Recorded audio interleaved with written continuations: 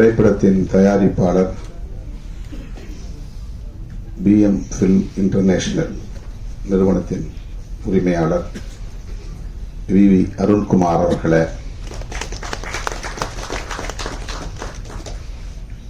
இந்நிகழ்வில் பங்கேற்று வாழ்த்துரை வழங்கி அமர்ந்திருக்கிற மூத்த திரைக்கலைஞர், மதிப்பிற்குரிய திரைப்பட தயாரிப்பாளர், மதிப்பிற்குரிய அண்ணன் K. ராஜன் அவர்களே, இயக்குனர் பாலாஜி சக்திவேல் அவர்களே, இயக்குனர் ஸ்ரீஜா அவர்களே, குயிலியாக இந்த திரைப்படத்தில் நடித்திருக்கிற அன்பு சகோதரி லிசி ஆண்டனி அவர்களே, இசையமைப்பாளர் ஜூ ஸ்மித் அவர்களே, நடிகர் ஹீரோ ஹீரோ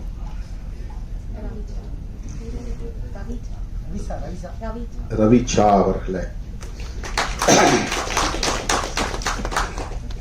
மற்றும்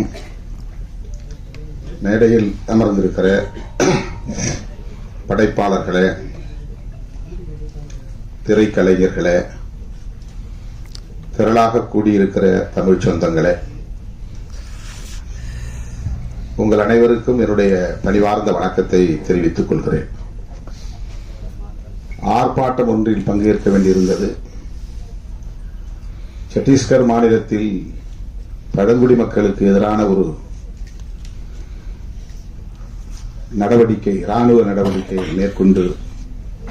மேற்கொள்ளப்பட்டு வருகிற சூழலில்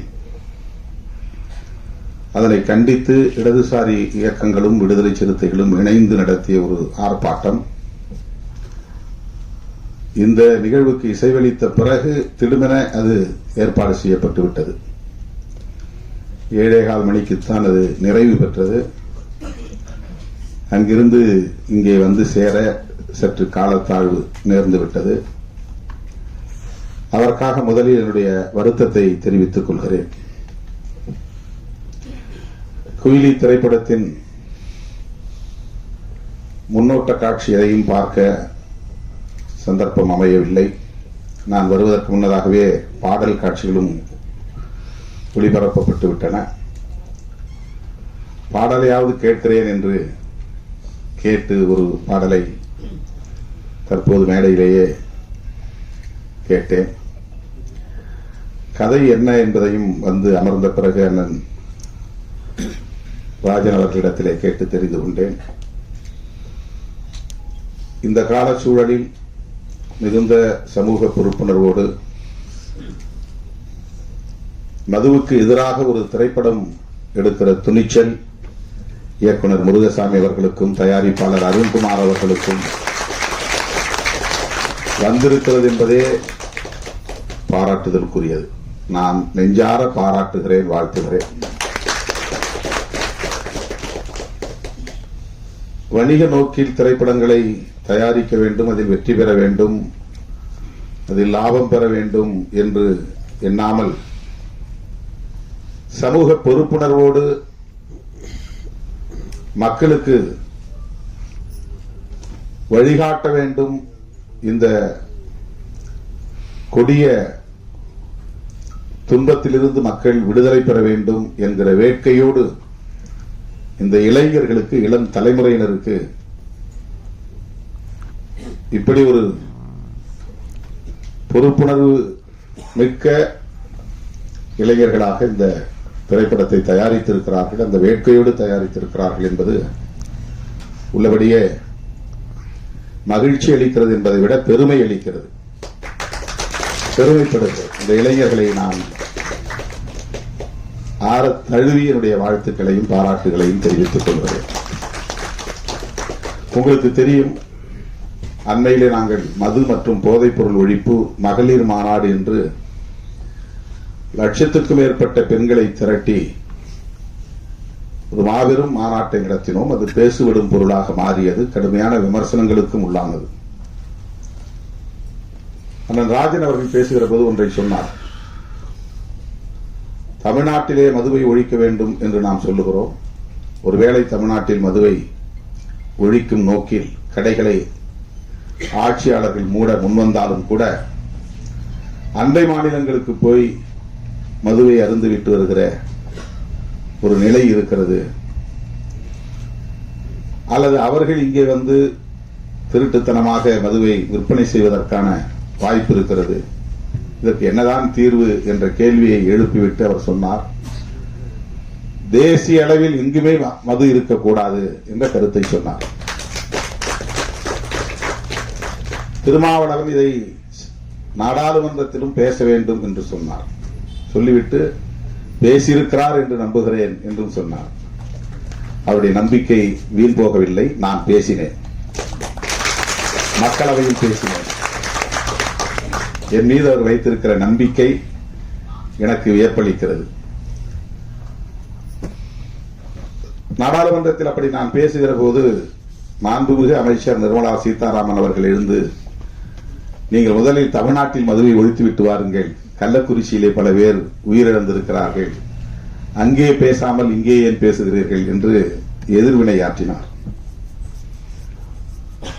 அது அரசியல் ரீதியான விமர்சனம். நாம் அதை கடந்து சிந்திக்கிறோம்.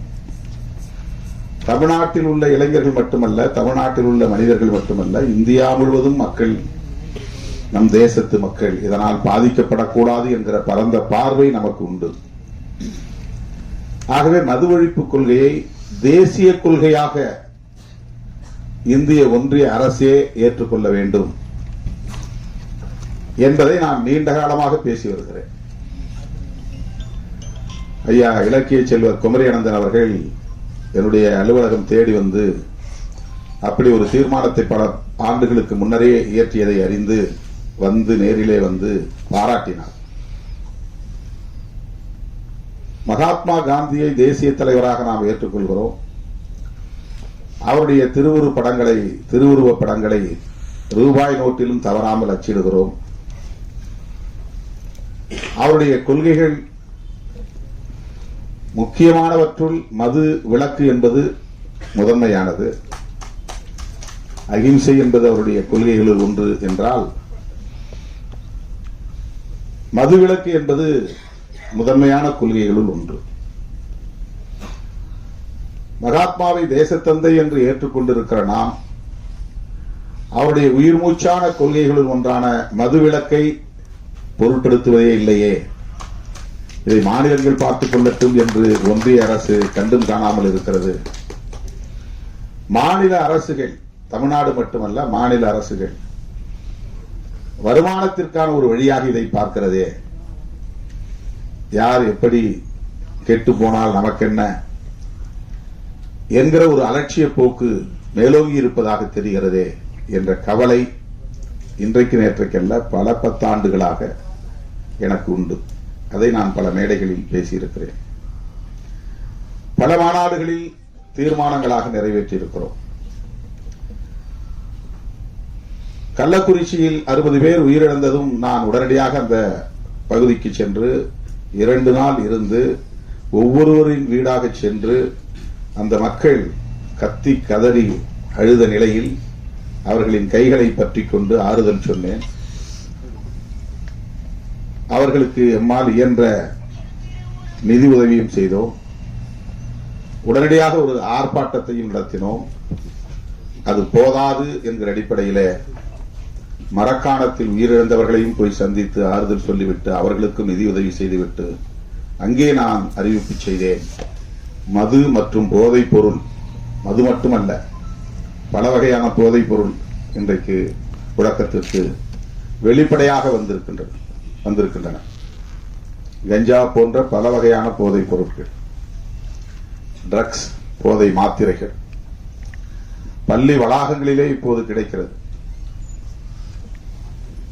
நகர்ப்புறங்களில் மட்டுமே புழக்கத்தில் இருந்த போதைப் பொருட்கள் இப்போது கிராமப்புறங்களிலும் ஊடுருவி இருக்கிறது. இந்த துயரத்தை, இந்த அவலத்தை எண்ணி இதற்கென்று ஒரு மாநாடு நடத்த வேண்டும் என்று அறிவிப்பு செய்து அதை ஒரு தேசிய கொள்கையாக இந்திய ஒன்றிய அரசே ஏற்றுக்கொண்டு எந்த மாநிலத்திலும் மதுக்கடைகள் திறக்கக்கூடாது, வருவாய்க்கு வேறு வழிகளை தேடிக்கொள்ள வேண்டும் என்று வழிகாட்டக்கூடிய ஒரு நிலைப்பாட்டை இந்திய ஒன்றிய அரசு மேற்கொள்ள வேண்டும் என்று வலியுறுத்தி தீர்மானம் நிறைவேற்றினார். பொது பலரும் விமர்சித்தார்கள். தமிழ்நாட்டிலே கடையை வைத்திருக்கிற, திறந்து வைத்திருக்கிற ஆட்சியாளர்களை மேடையில் அமர வைத்துக் கொண்டு நீங்கள் தேசிய அளவிலே மதுவிலக்கு கொள்கையை பேசுவது எந்த வகையிலே நியாயம் என்று அரசியல் ரீதியான விமர்சனங்களை பேசினார்கள். நம்மை பொறுத்தவரையில் ஆட்சியில் இருந்தாலும் கூட அவர்களையும் மேடையில் அமர வைத்து மதுவை ஒழிக்க வேண்டும் என்று சொல்லுகிற துணிச்சல் விடுதலை சிறுத்தைகளுக்கு உண்டு என்பதை அந்த நிகழ்வின் மூலமாக உறுதிப்படுத்தும். கூட்டணியில் இருக்கிறோம், அவர்களை வைத்துக் கொண்டு மேடையிலே பேசக்கூடாது என்று நாங்கள் அஞ்சவில்லை. உங்களுக்கும் இதிலே உடன்பாடு இருக்கிறது, எனவே மேடைக்கு வாருங்கள், ஒன்றும் பிரச்சனை இல்லை, வந்து உங்கள் கருத்தை சொல்லுங்கள். மேடைக்கு வந்தார்கள். தேர்தல் வாக்குறுதியிலேயே மதுக்கடைகளை மூடுவோம் என்று திராவிட முன்னேற்றக் கழகம் ஏற்கனவே அறிவித்திருக்கிற நிலையில் இந்த மாநாட்டிலும் பேச வேண்டும் என்று நாங்கள் அந்த கூட்டணி உறவை பயன்படுத்தி ஒரு அழுத்தம் கொடுத்தோம் என்பதுதான் உண்மை. அதுதான் ஒரு பிரச்சனை. ஆளுங்கட்சியை மேடையிலே அமர வைத்து ஆமாம் எங்களுக்கும் மதுக்கடைகளை மூட வேண்டும் என்கிற கருத்திலே உடன்பாடு உண்டு என்று சொல்ல வைத்தது விடுதலை சிறுத்தைகள் என்பதை நான் இந்த இடத்திலே பதிவு செய்ய விரும்புகிறேன். ஆக இந்தியா முழுவதும் மது ஒழிக்கப்பட வேண்டும், போதைப் பொருள் புழக்கம் கட்டுப்படுத்தப்பட வேண்டும். தினந்தோறும் நான் சுற்றுப்பயணத்தில் இருக்கிறேன், ஏதாவது ஒரு கிராமத்தில் இருக்கிறேன், ஏதேனும் ஒரு நிகழ்ச்சியில் பங்கேற்கிறேன். உள்ளபடியே ஒவ்வொரு நாளும் நான் நொந்து போகிறேன். மேடைக்காக நான் பேசவில்லை. இளம் வயதிலேயே பல இளைஞர்கள், ஒரு குறிப்பிட்ட சமூகத்தை சார்ந்தவர்கள் என்று இல்லை, அனைத்து சமூகங்களை சார்ந்தவர்களும் இந்த கொடிய குடிப்பழக்கத்திற்கு ஆளாகி இளம் வயதிலேயே வாழ்வை பாழாக்கிக் கொள்ளுகிறார்கள். குடும்பம் நடத்துவதற்கான ஆளுமையையே இழந்து விடுகிறார்கள். ஏதோ தாம்பத்திய உறவை கொண்டு 2-3 பிள்ளைகளுக்கு தந்தையாகி விடுகிறார்கள். ஆனால் அந்த பிள்ளைகளை பாதுகாக்கவோ பராமரிக்கவோ அவர்களை படிக்க வைக்கவோ அவர்களுக்கான எதிர்காலத்தை நல்ல முறையில் அமைத்து தரவோ பொறுப்புணர்வு கொண்ட ஆளுமையாக அவர்கள் இல்லை. நிற்க முடியாமல் தடுமாறுகிறார்கள்.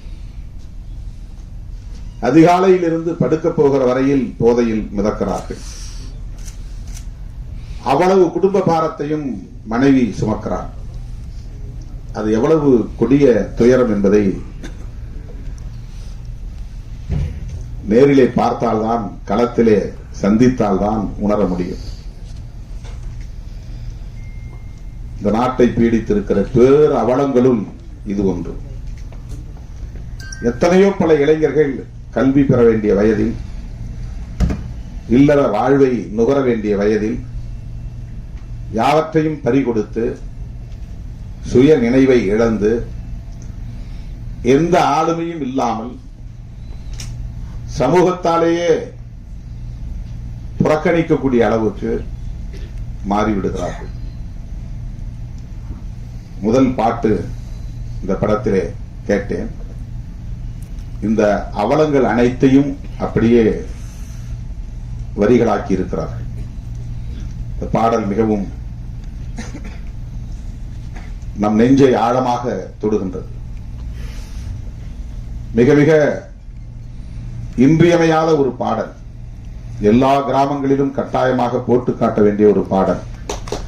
எல்லோரும் தன்னுடைய அலைபேசியிலே வைத்திருக்க வேண்டிய ஒரு பாடல். விழிப்புணர்வை ஏற்படுத்தக்கூடிய ஒரு பாடல். அந்தோனிதாஸ் குரலில் பாடியிருக்கிறார் என்று கருதுகிறேன். இசையும் மிக சிறப்பாக அவர் தந்திருக்கிறது. வேட்டவளம் தா ராமமூர்த்தி பாடல் அவ்வளவு யதார்த்தமாக அந்த துயரங்களை காட்சிப்படுத்தி இருக்கிறார்கள், வரிகளுக்குள் கொண்டு வந்திருக்கிறார்கள். தோழர்களே, நாம் ஒவ்வொருவருக்கும் இதிலே பொறுப்பு இருக்கிறது. இந்த ஆட்சி அந்த ஆட்சி என்று நாம் இதில் அரசியலை நுழைத்து மதிப்பீடு செய்ய தேவையில்லை. அண்ணன் ராஜன் அவர்கள் ஒன்றை என் காதோரம் வந்து ஆலோசனையாக சொன்னார். தம்பி, இந்த கடைகளை எல்லாம் மூடிவிட்டு மணல் குவாரி, கல் குவாரி போன்றவற்றை அரசாங்கமே எடுத்து நடத்தினால் இதில் வரக்கூடிய வருமானம் அதில் வராதா? இதையெல்லாம் நீங்கள் ஆட்சியாளர்களுக்கு சொல்லலாமே என்று சொன்னார். அவருக்கு எந்த அளவுக்கு இதிலே ஒரு பொறுப்பு இருக்கிறது என்பதை என்னால் உணர முடிகிறது.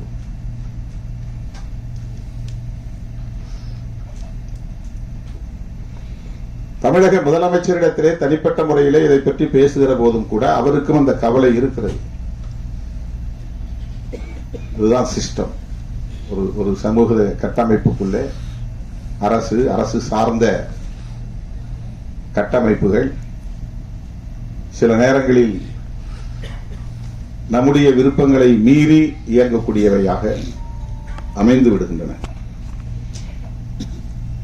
தனியார் மயமாதல் கூடாது என்பது நம்முடைய கருத்து. ஆனால் நம்மால் அதை எதிர்த்து வெற்றி பெற முடியவில்லை. பன்னாட்டு நிறுவனங்கள் இங்கே நுழையக்கூடாது என்பது நம்முடைய நிலைப்பாடு. ஆனால் நம்மால் தடுக்க முடியவில்லை. அந்நிய முதலீடு இங்கே வரக்கூடாது, அதன் மூலம் அவர்கள் நமது வளங்களை சுரண்டக்கூடாது, லாபம் என்கிற பெயரில் கொள்ளையடிக்க கூடாது என்பது நம்முடைய ஆசை. ஆனால் அவற்றை நம்மால் தடுக்க முடியவில்லை. இப்போது கூட நாங்கள் போய்விட்டு வந்த அந்த ஆர்ப்பாட்டம் எதற்கு என்றால், அங்கே இருக்கிற பழங்குடி மக்கள் சத்தீஸ்கர் மாநிலத்தில் பன்னாட்டு நிறுவனங்கள் உள்ளே வரக்கூடாது, கனிம வளங்களை சுரண்டக்கூடாது என்று எதிர்த்து போராடுகிறார்கள். ஆனால் இந்த தேசத்தின் வளர்ச்சிக்கு அந்நிய முதலீடு தேவை, பன்னாட்டு நிறுவனங்களின் வளர்ச்சி தேவை என்று அரசு நம்புகிறது. இந்திய ஒன்றிய அரசு, அது அரசின் கொள்கை நிலைப்பாடாக இருக்கிறது. உலகம் முழுவதும் இன்றைக்கு எந்த நாட்டிலும் பன்னாட்டு நிறுவனங்களுக்கு தடை இல்லை. தேச வரம்புகள் அவர்களுக்கு ஒரு தடையாக அமைந்துவிடக் கூடாது என்பதற்காக உருவாக்கப்பட்ட ஒப்பந்தம் தான் காட் ஒப்பந்தம், GATT ஒப்பந்தம். அந்த ஒப்பந்தத்தில் கையெழுத்திட்ட நாடுகள் எல்லாம் தேச வரம்புகளை உடைத்து யாரும் இங்கே அந்நிய முதலீடு செய்யலாம்,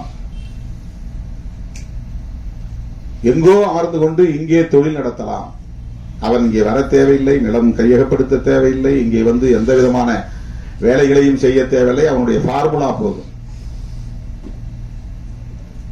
இங்கே இருக்கிற நீரை அவன் எடுத்து நம்மிடத்திலேயே விற்பனை செய்கிறான், குடிநீர். அவனுக்கு அதிலே லாபம் போய் சேர்கிறது. அவன் ஒரு நாள் கூட இந்தியாவுக்கு வந்திருக்க மாட்டான். ஆனால் ஒவ்வொரு நாளும் கோடிக்கணக்கிலே அவனுக்கு லாபத்தில் பங்கு போய் கொண்டிருக்கிறது. குளிர்பானங்கள் அப்படி. எல்லா விதமான தொழில்களும் அவன் நாட்டில் செய்தால் அந்த கழிவை அவன் மண்ணில் போய் சேர்க்க வேண்டும். அதனால் மண் நஞ்சாகும், குடிநீர் நஞ்சாகும், காற்று நஞ்சாகும் என்று அஞ்சுகிறான். இந்தியா போன்ற மூன்றாவது உலக நாடுகளில் அவன் கழிவை கொட்டுகிற குப்பை தொட்டியாக மாற்றிக் கொண்டிருக்கிறான். அதற்கு உலகமயமாதல் கொள்கை வழிவகுத்திருக்கிறது. உலகமயமாதல், தாராளமயமாதல், தனியார்மயமாதல் என்கிற கொள்கைகளை 90களில் நாம் கடுமையாக எதிர்த்தோம். இப்போது பேசவே நாம் தயங்குகிறோம், பேசுவதே இல்லை. இறால் வளர்ப்பை கடுமையாக எதிர்த்தோம் ஒரு காலகட்டத்தில். இப்போது இறால் வளர்ப்பு மிக ஜோராக நடைபெற்றுக் கொண்டிருக்கிறது. நம்மால் எதிர்க்க முடியவில்லை. தனியார் துறைகளில் இடஒதுக்கீடு வேண்டும் என்று கோரிக்கையை மாற்றிக்கொண்டோம். தனியார் மயமாதலே வேண்டாம் என்று சொன்ன நிலை மாறி இப்போது தனியார் துறைகளில் வேலை வாய்ப்பு வேண்டும், அதற்கு இடஒதுக்கீடு வேண்டும் என்று நமது கோரிக்கையை மாற்றிக்கொண்டோம். இப்படி நம் விருப்பத்திற்கு மாறாக மது ஆலைகள் ஆங்காங்கே நிறுவப்பட்டு விட்டன. மது உற்பத்தி ஆலைகள், அது கோடிக்கணக்கிலே முதலீடு செய்யப்பட்டவை. அதில் பல்லாயிரக்கணக்கானவர்கள் வேலை செய்கிறார்கள். அதற்கான மூலப்பொருளை தருவதற்கு சர்க்கரை ஆலைகள் மொலாசஸ் தயாரிக்கின்றன. இந்த மொலாசஸை எப்படி அவர்கள் விநியோகம் செய்வது, விற்பனை செய்வது, அதை வாங்குவதற்கு மது ஆலைகள் தேவை. மது ஆலைகளை, மது கடைகளை மூடுவது என்பது மட்டுமே வேலை திட்டம் அல்ல. அதற்கு பின்னால் இவ்வளவு பெரிய பரப்பு இருக்கிறது. மது ஆலைகளையும் மூட வேண்டும், அதை விநியோகம் செய்கிற நிறுவனங்களையும் மூட வேண்டும். அதற்காக ஆயிரக்கணக்கான கோடிகளை முதலீடு செய்திருக்கிறார்கள். அவ்வளவு முதலீடுகளையும் நிறுத்த வேண்டும். அதனால் ஏற்படுகிற இழப்பை சந்திக்க வேண்டும். இப்படி இந்த சிஸ்டம் ஆக்டோபஸ் கால்களாக விரவி பரவி கிடக்கின்றன. உயர் தொழில்நுட்ப கருவிகளை அயல் நாடுகளில் இருந்து இறக்குமதி செய்து மல்டி ஸ்பெஷாலிட்டி ஹாஸ்பிட்டல் மருத்துவமனைகளே வந்து எஸ்டாப்ளிஷ் செய்கிறார்கள், நிறுவுகிறார்கள், இன்ஸ்டாலேஷன் பண்ணுகிறார்கள். அது கோடிக்கணக்கிலே மதிப்பீடு, 5 கோடி 10 கோடி. அதை வெறுமன மூடி வைத்திருக்க முடியாது. தினந்தோறும் அது இயங்க வேண்டும், இல்லை என்றால் அது பழுதாகிவிடும். தினந்தோறும் அது இயங்க வேண்டும். ஆனால் அதற்கு வேலையாட்கள் தேவை. வேலையாட்கள் என்றால் அவர்களுக்கு சம்பளம் தர வேண்டும். சம்பளம் தர வேண்டும், அது இயங்க வேண்டுமானால் தினந்தோறும் அதிலே நோயாளிகள் வந்து படம் எடுத்துக்கொண்டே இருக்கு. ஸ்கேன் எடுத்துனா ஸ்கேன் எடுத்துட்டு இருக்கணும். உடம்பு நல்லா தான் இருக்கும், ஆனாலும் ஸ்கேன் எடுங்க. எனக்கு ஒன்றும் பிரச்சனை இல்லையே, இல்ல இதெல்லாம் மாஸ்டர் செக்அப் மாதத்துக்கு 3 மாசத்துக்கு ஒரு தடவை வந்து பண்ணிக்கங்க, 6 மாசத்துக்கு ஒரு தடவை பண்ணிக்கங்க. இது நம்முடைய ஹெல்த்ல அவங்களுக்கு அக்கறை இருக்கிற மாதிரி. ஆனா இது மெடிக்கல் மாஃபியாவுடைய வேலைகள், தொழில் முதலீட்டாளர்களின் வேலைகள். அதை சும்மா வச்சிருக்க முடியாது. ஒவ்வொரு ஹாஸ்பிட்டல்லையும் பல கோடி ரூபாய் முதலீட்டிலே உயர் தொழில்நுட்ப கருவிகள் வந்து நிறுவப்பட்டு இருக்கிற நிலையில் அவற்றை எல்லாம் மூடி வைத்திருக்க முடியாது. எக்ஸ்ரே எடுக்கிறதா இருந்தாலும் சரி, எம்ஆர்ஐ எடுக்கிறதா இருந்தாலும் சரி, அல்லது ஆன்ஜிஓ பண்றதா இருந்தாலும் சரி, ஒவ்வொன்றுக்கும் அவங்க எஸ்டாப்ளிஷ் பண்ணி வச்சிருக்காங்க. எல்லாம் ஏசி. அதெல்லாம் வந்து அவன் பராமரி டெய்லி மெயின்டெனன்ஸ் இருக்கணும். சும்மா போட்டு மூடி வச்சிருக்க முடியாது. அந்த மாதிரி தான் இந்தியா முழுக்க மது ஆலைகள் பல ஆயிரம் கோடி முதலீட்டு நிறுவப்பட்டிருக்கிறது. அவ்வளவு எளிதா அதை மூட முடியாது என்பது இங்க இருக்கிற சிஸ்டம், இங்க இருக்கிற ஸ்ட்ரக்சர். இப்ப நம்முடைய போராட்டம் என்பது தூத்துக்குடியிலே துப்பாக்கிச்சூடு வரையில் போய் 12 பேர் படுகொலை செய்யப்பட்ட பிறகுதான் ஸ்டெர்லைட் ஆலையை மூட வேண்டும் என்கிற நிலை உருவாகிறது. சாதாரணமான கோரிக்கைகளால் அந்த ஆலையை மூட முடியவில்லை. அறவழி போராட்டங்களால் அந்த ஆலையை மூட முடியவில்லை. கேரளாவிலே வேண்டாம் என்று சொன்ன அணு ஆலை கூடங்குளத்திலே வந்து நிறுவப்படுகிறது, தமிழ்நாட்டுக்குள்ளே நிறுவப்படுகிறது. நிறுவப்பட்ட நாளில் இருந்து, அதற்கான ஆணை பிறப்பிக்கப்பட்ட நாளில் இருந்து அந்த பகுதியில் மக்கள் போராடிக்கொண்டே இருக்கிறார்கள், எதிர்ப்பு தெரிவித்துக் கொண்டே இருக்கிறார்கள், துண்டறிக்கை கொடுத்துக் கொண்டே இருக்கிறார்கள், உண்ணாவிரத போராட்டம் நாள்தோறும் நடத்துகிறார்கள். 1.5 ஆண்டுகள் நடந்தன. ஒரு அங்குலம் கூட அதிலே நம்மால் முன்னேற முடியவில்லை. திட்டமிட்டவாறு கூடங்குளம் அணு உலை நிறுவப்பட்டது, அது இயங்குகிறது. அங்கே அணு கழிவுகள் வெளியேற்றப்பட்டுக் கொண்டே இருக்கின்றன.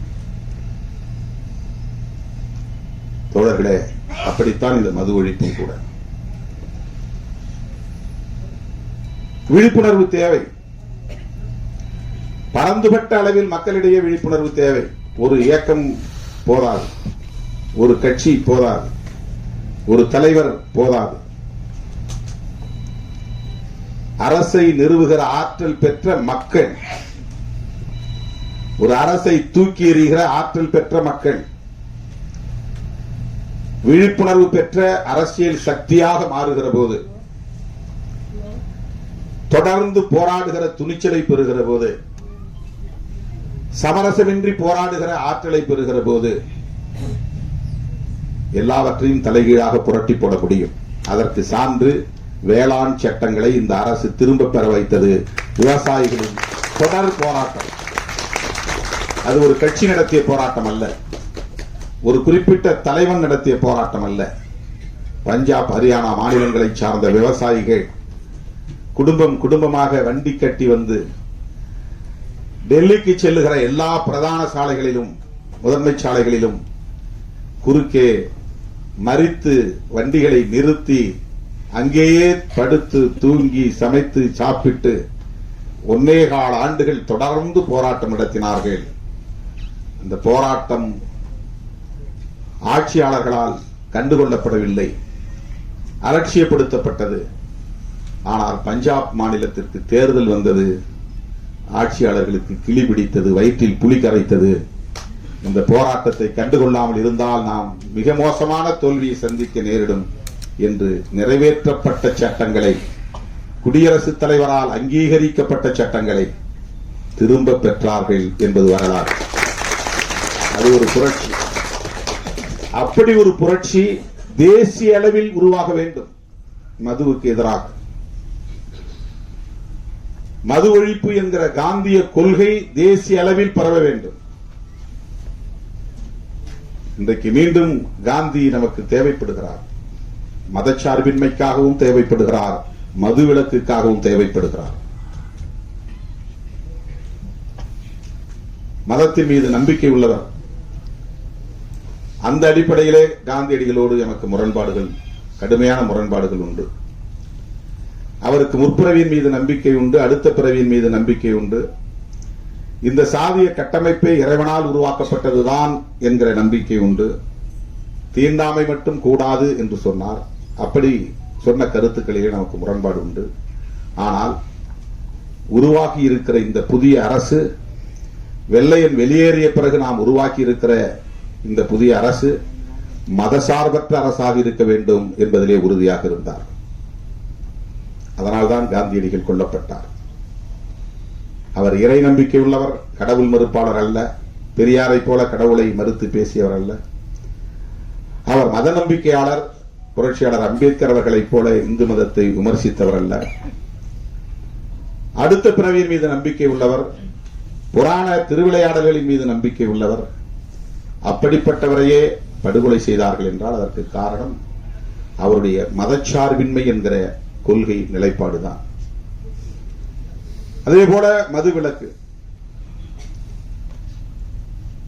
இன்றைக்கு நாம் குயிலி திரைப்படம் எடுத்திருக்கிறோம் என்று சொன்னால், துணிந்து அதை திரைப்படமாக்கி மக்களிடத்திலே கொண்டு போய் சேர்க்க வேண்டும் என்று வந்திருக்கிறோம் என்றால், காந்தியடிகள் ஏற்படுத்திய தாக்கத்தின் விளைவு என்று இதை சொன்னால் யாரும் மறுக்க முடியாது.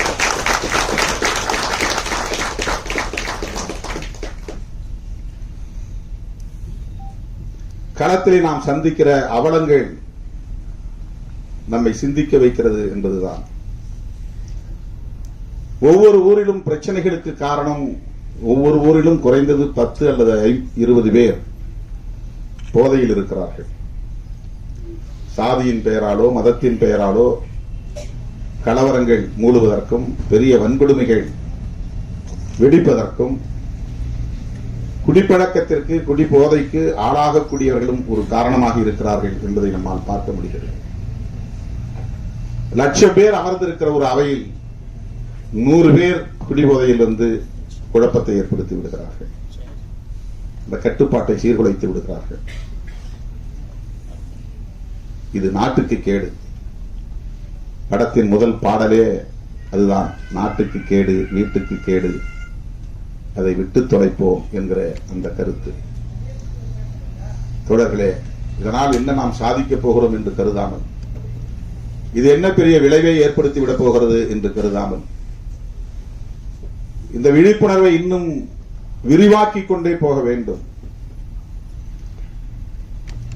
சில இளைஞர்களையாவது நாம் அந்த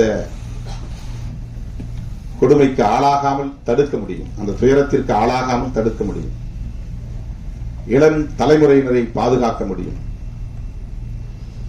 ஏற்கனவே பாதிக்கப்பட்டவர்களை மீட்க வேண்டும் என்பது ஒரு புறம், புதிதாக இளைஞர்கள் அதிலே பாதிப்புக்கு உள்ளாகிவிடாமல் தடுக்க வேண்டும் என்பது இன்னொரு புறம். ஒவ்வொரு மருத்துவமனையிலும் டி அடிக்ஷன் சென்டர் இருக்க வேண்டும் இந்த மதுக்கடைகளை மூடுகிற வரையில். இது என்னுடைய கோரிக்கை. முதலமைச்சருக்கு நேரிலே போய் நான் சொன்னேன். எங்கேயாவது தேட வேண்டியிருக்கு. ஒரு ஸ்டேட்டுக்கு 2-3 தான் இருக்கு டி அடிக்ஷன் சென்டர். கவுன்சிலிங் இல்ல. எல்லா மருத்துவமனையிலும் கவுன்சிலிங் இருக்கணும். மருத்துவமனைகளில் உளவியல் சார்ந்த அறிவுரைகளை தருவதற்கு, விழிப்புணர்வை தருவதற்கு சிறப்பு பயிற்சி பெற்ற மருத்துவர்களை நியமிக்க வேண்டும். எல்லா நோய்களுக்கும் அடிப்படையாக இருப்பது உளவியல் சிக்கல்கள் தான். நம்முடைய உணவு பழக்கம் என்பதை விட, நம்முடைய உறக்க பழக்கம் என்பதை விட, இவற்றால் ஏற்படுகிற உளவியல் சிக்கல்கள் தான் மன அழுத்தத்திற்கு காரணமாகி நோய் எதிர்ப்பு சக்தியை குறைக்கிறது. மன அழுத்தம் பெருக பெருக இம்யூனிட்டி என்பது குறைந்துவிடும். மன அழுத்தம் பெருக பெருக பயம் என்பது ஆக்கிரமிக்கும். பயம்தான் எதிர்ப்பு சக்திக்கு எதிரியே. எந்த ஆன்டிபயாட்டிக்கும் ரெஸ்பாண்ட் பண்ணாது. இம்யூனிட்டி போயிருச்சுன்னா உடம்புல எதிர்ப்பு சக்தி இருக்கிற வரையிலும் தான் antibiotic, anti viral, anti fungal இந்த மருந்தெல்லாம் வேலை செய்யும். எதிர்ப்பு சக்தி இல்லைன்னா மருந்தே வேலை செய்யாது. மருந்து ரெஸ்பாண்ட் பண்ணணும்னா கூட நம்ம பாடிக்குள்ள இம்யூனிட்டி இருக்கணும். இம்யூனிட்டி இருக்கணும்னு சொன்னா நமக்கு பயம் வரக்கூடாது, எந்த பயமும் வரக்கூடாது. பயம் வரக்கூடாதுன்னா மன அழுத்தம் வரக்கூடாது. மன அழுத்தம் வரக்கூடாதுன்னா இது போன்ற துயரங்கள் சமூகத்தில் நிலவக்கூடாது. ஏன்னா அவனுக்கு என்ன ஆகுன்னா, ஒரு பக்கம் அடிக்ஷன் ஆயிடுவான், இன்னொரு பக்கம் சமூகம் அவனை புறக்கணிக்குது. அது அவனை ஒரே நேரத்தில் 2 தாக்குதல். இதுல இருந்து அவனால மீள முடியல.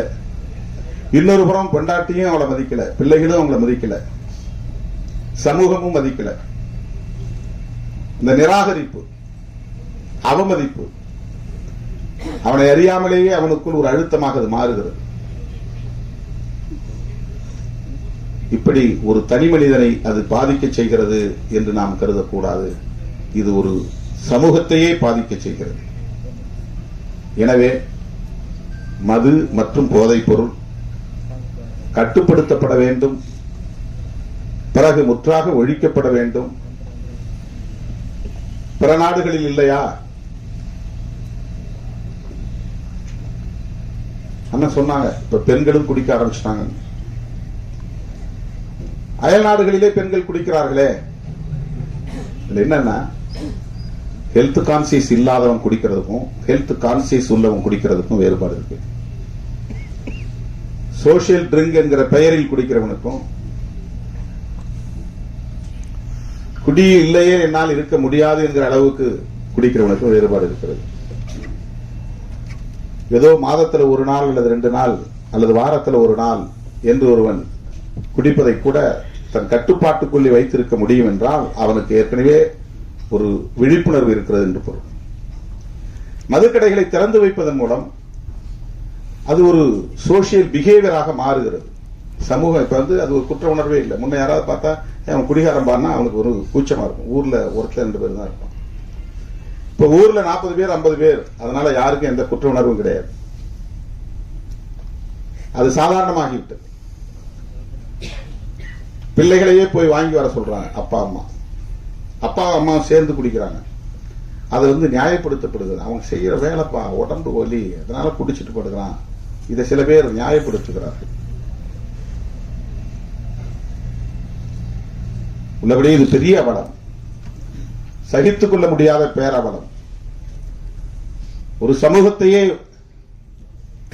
முடமாக்குகிற ஒரு பேரவலம், ஒரு தேசத்தையே வீழ்த்துகிற பேரவலம்.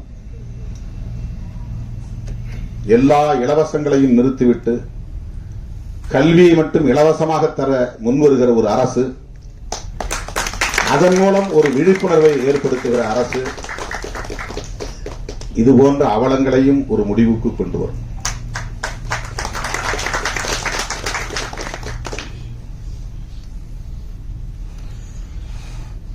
அரசுக்கு வருமானம் திரட்ட என்ன வழியையும், இதை தவிர்த்து வேற என்ன வழியையும் அவர்கள் முடிவெடுக்கலாம், தீர்மானிக்கலாம். இதை வைத்து ஒரு அரசை நடத்த முடியாது. ஆண்டுக்கு 25,000 கோடி என்பது போதாது. ஆகவே இலவச திட்டங்களுக்கு இது பயன்படுகிறது என்று நியாயப்படுத்துவதும் ஏற்புடையதல்ல. இலவசங்களே வேண்டாம் என்பதுதான். எல்லா இலவச திட்டங்களையும் நிறுத்த வேண்டும். ஒட்டுமொத்த கல்வியையும் அரசே ஏற்றுக்கொள்ள வேண்டும். கல்வியை இலவசமா கொடுங்க, ஆரம்ப கல்வி முதல் ஆராய்ச்சி கல்வி வரை. இதெல்லாம் பொதுமக்களின் கோரிக்கையா மாற வேண்டும். ஒரு தனிநபர் கோரிக்கையாக, ஒரு இயக்கத்தின் கோரிக்கையாக இருக்கிற போது ஈடுபடாது. பொதுமக்களின் கோரிக்கையாக மாற வேண்டும். அதற்கான விழிப்புணர்வு தேவை. அப்படிப்பட்ட ஒரு விழிப்புணர்வுள்ள இளைஞர்களாகத்தான் இன்றைக்கு முருகசாமி, அருண்குமார், இந்த இளம் தலைமுறையினரை நான் பாராட்டுகிறேன், மெச்சுகிறேன். இது போன்ற இன்னும் பல விழிப்புணர்வு கருத்துக்களை சொல்லக்கூடிய படைப்புகளை நீங்கள் தர வேண்டும். இந்த சமூகம் உங்களை தூக்கி கொண்டாடும் என்பதை சொல்லி இந்த வாய்ப்புக்கு நன்றி கூறி முடிக்கிறேன்.